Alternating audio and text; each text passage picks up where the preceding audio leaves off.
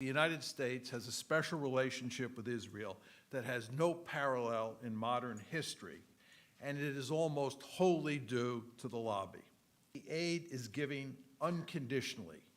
In other words, Israel gets this aid even when it does things that the United States opposes, like building settlements in the West Bank. Only someone who is blind and deaf would not recognize that the United States is deeply committed to defending Israel's behavior at almost every turn. Public support for Israel in the United States has never been particularly strong.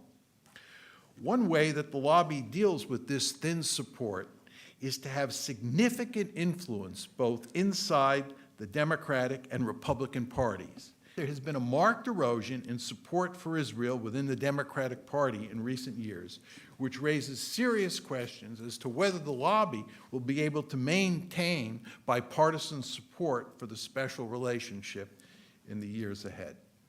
Anyone who wants to be a serious player in the making of U.S. foreign policy understands full well that if he or she criticizes Israel, there will be a price to pay. The result is that there is no serious debate about Israel or the special relationship in Congress, the mainstream media, or prominent think tanks like the Council on Foreign Relations. Key stain on Israel's reputation is its brutal treatment of the Palestinians and the fact that it has become an apartheid state.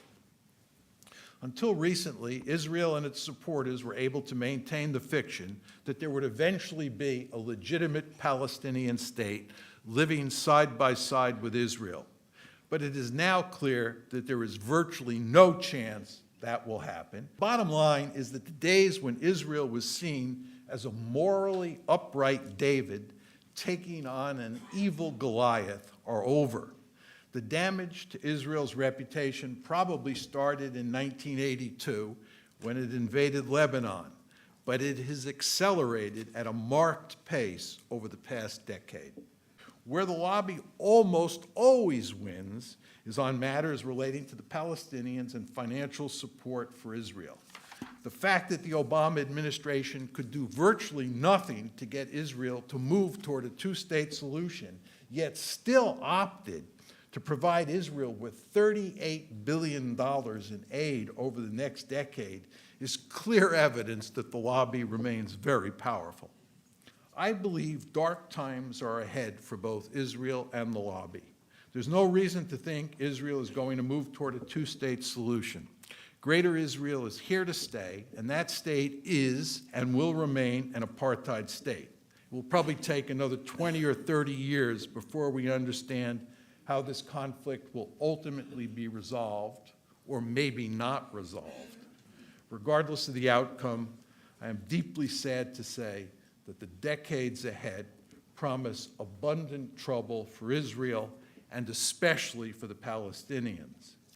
And the United States will not be spared either, simply because the lobby will be working overtime to protect Israel and preserve the special relationship, which is likely to harm America's intellectual life as well as its politics.